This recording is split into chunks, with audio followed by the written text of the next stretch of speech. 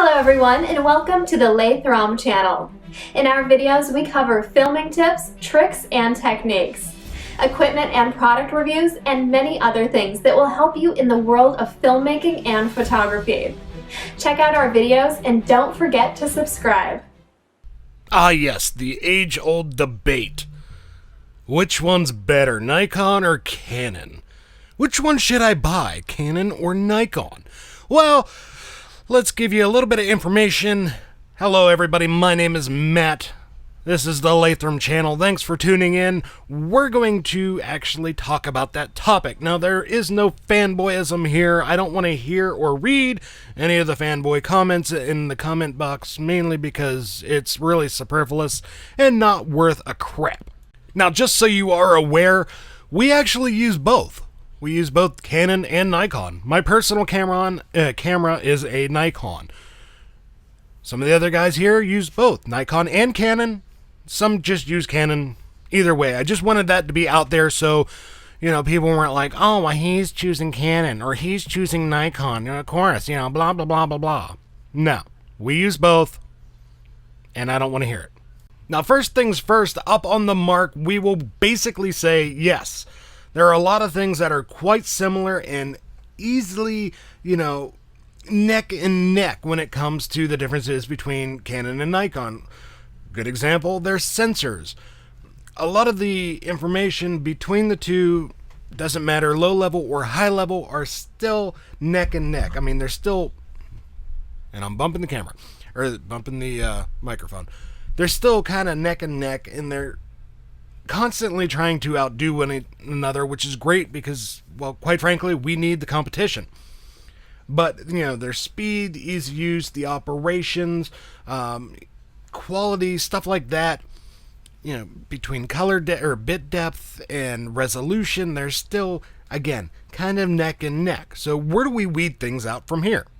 Now, from a photography standpoint, at this time, and I don't want to say, 10 months down the road or 10 years down the road, 8 months in the past or anything like that. At this time, technically, one of the best bangs for your buck for a photographer, not getting into anything else. But for a photographer, your best pick would probably be the Nikon D3300. It is about $450 off of Amazon or thereabouts with the lens added in. It's, nothing special per se, 18 to 55 millimeter. It's a good stock lens to just get started with. Nothing special, again, just to get started. But seriously, between, the image quality, how long you can actually run that camera before the battery completely craps out on you, and ease of use, honestly, you would have to go with a Nikon D3300. However, if you're looking to get into video, without a doubt, Nikon is not the way to go. Now, granted, yes, several years ago, Nikon wasn't even an available comparison or competitor for the video market because, to be quite honest with you, not very many Nikons had video at all. Some of them had very crappy videos. I don't want to say crappy video, but from a standpoint of a filmmaker's, aspects, it was kind of crappy. It wasn't very long. The quality wasn't, resolution-wise, it wasn't very great. They didn't have very many options. They were just dipping their toe into the water as far as video was concerned, so they weren't really jumping fully into the mix. Fast forward to today, however, yes, Nikon has video. I have it on my Nikon D5300, and it works pretty good. I mean, there's nothing wrong with it. However, when it comes down to what you should probably go for, from a videographer standpoint, it would probably be the Canon T5i. It's got a swivel touchscreen LCD, which is actually pretty nice when you're trying to get some precarious or awkward angles and whatnot. It does have a silent autofocus lens. It has a lot of the video-friendly controls, and on top of it all, you do also have the ability to run Magic Lantern firmware on your Canon. Well, depending.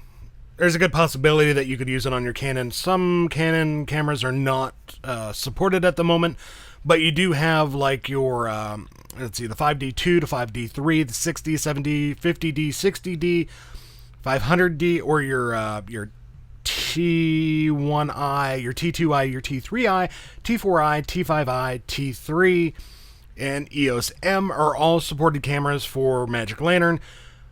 And I believe the 70D and the SL1 are technically in progress at the moment.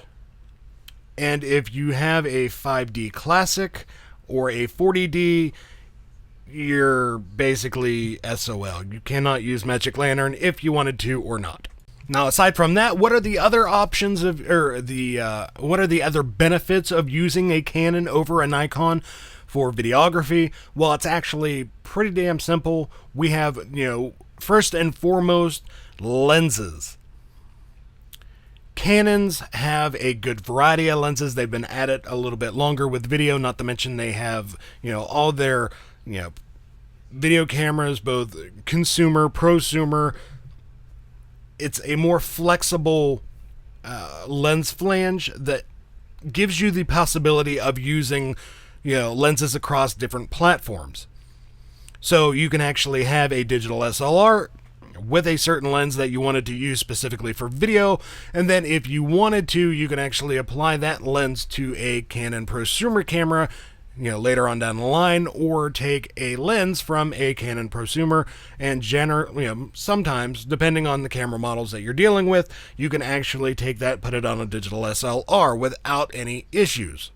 I mean, after all, flexibility is pretty much the key here. On top of that, you also have the sheer fact that, like I've said, Nikon has been more oriented towards still photography in the past. They're, they're still kind of toddlers when it comes to videography and shooting video on digital SLRs. Not saying that it's bad. It's really not. It's just that Canon has more experience with it. And to be quite honest with you, the layout is there. Whenever you're comparing the layout and menu settings between a Canon and a Nikon, yes, I'm going to try and pick Canon over it because, it's just the GUI system, as far as I'm concerned, inside the menus and whatnot, is actually a little bit more attuned, a little more, I don't want to say professional because that's not the word I'm looking for, but a little cleaner with the Canon than it is the Nikon. It takes you a little bit of getting used to the Nikon menu system and where things are laid out.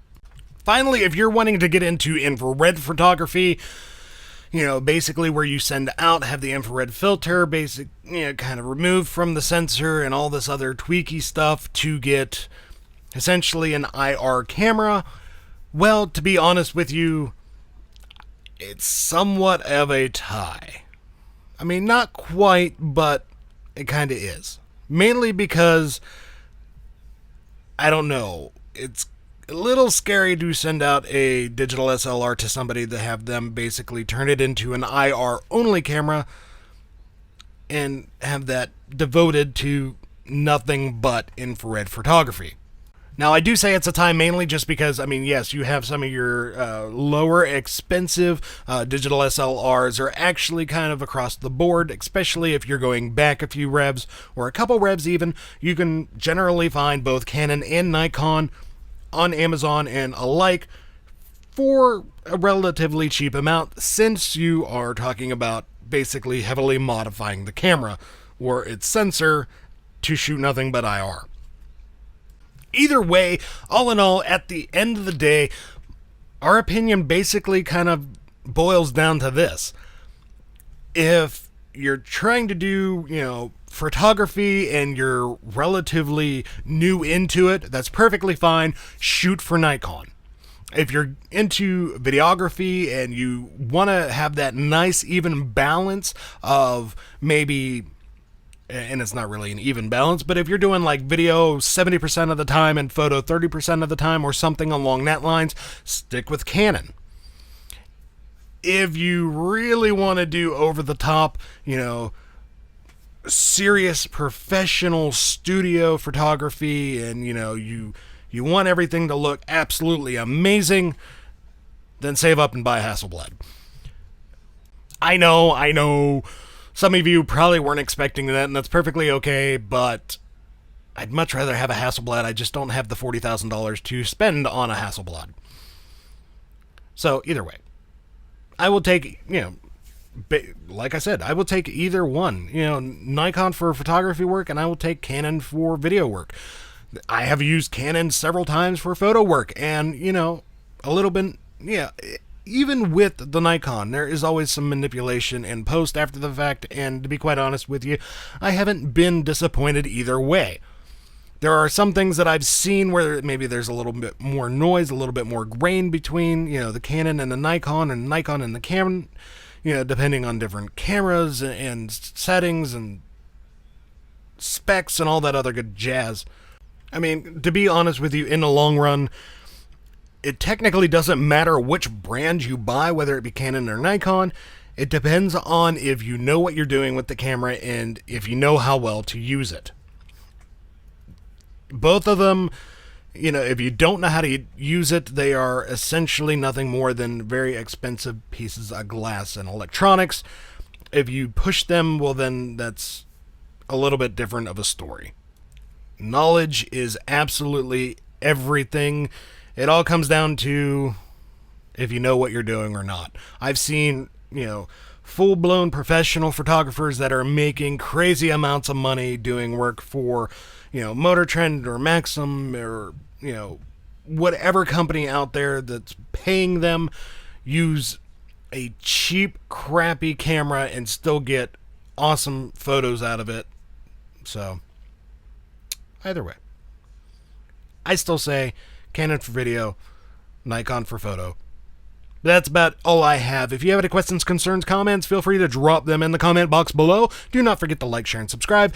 Do not forget to check out and hopefully donate to our firefighting documentary that we're underway of playing with and making and producing and having huge headaches about, because there are some things that we still need to buy. So please, by all means, check out the video. If you can help out, donate $1 here or there. You can buy t-shirts. Also, I want to bring that up as well. Link and everything is on the screen. Until next time, I will see you guys later.